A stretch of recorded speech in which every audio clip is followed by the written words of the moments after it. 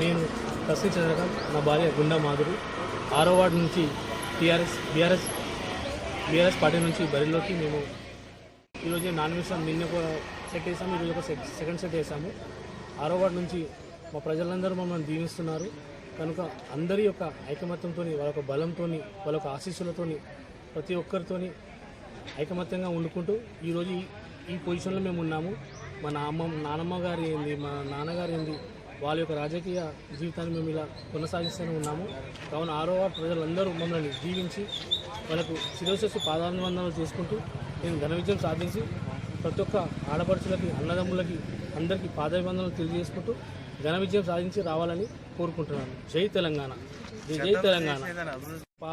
గత పాలకులు ఏం అభివృద్ధి చేశారో తెలియదు, కానీ మా వార్డు సంబంధించింది 38 వార్డుల పరిస్థితి, 37 వార్డుల పరిస్థితి ఒక రకంగా ఉంటే మా వార్డు పరిస్థితి ఒక రకంగా ఉంది. కనీసం ఈవెన్ ఒక పార్క్ కానీ, ఈవెన్ డ్రైనేజీలు, సీసీ రోడ్లు కానీ ఏమాత్రం 90% పని కాలేదు. 10% పని మాత్రమే అయింది. అంగన్వాడీ స్కూల్ కానీ, చిన్నపిల్లలకు టీకాలు వేయడం కానీ, భవనం కానీ ఇలాంటివి లేవు. నేను నాకు సంకల్పంతో ఒకవేళ నేను ఘన విజయం, నా భార్య ఘన విజయం సాధిస్తే మా నాన్నగారి పేరు మీద ఒక అంగన్వాడీ భవనం కడదామని నిర్ణయించుకున్నాను. నా సొంత నిధులతోని, మా వార్డులో స్థలం ఉందని నా సొంత నిధులతోని అధికారులతో మాట్లాడి ఒప్పించి మెప్పించుకొని నా నాన్నగారి ఆయన పేరు మీద ఒక భవనం నిర్మాణించాలని నిర్ణయించుకున్నాను. అది కాలనీ వాళ్ళందరికీ ఉచితంగా అంగన్వాడీ ఉండాలి. చిన్నపిల్లలకు టీకాలు ఇవ్వడానికి కానీ ఒక కేంద్రం ఉంటుంది.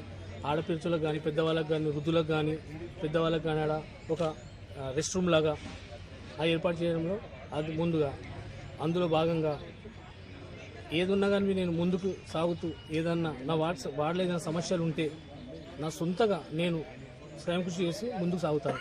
ప్రతి పనిలో కూడా నేను ముందు ఉంటాను. నేను ఆ ఫండ్ వస్తుంది, ఈ ఫండ్ వస్తుంది కాకుండా నా సొంతగా నా కష్టంతో ఏదైనా కానీ నేను ఫస్ట్ పని చేసిన తర్వాతనే మాట్లాడతాను. నమస్కారం అండి.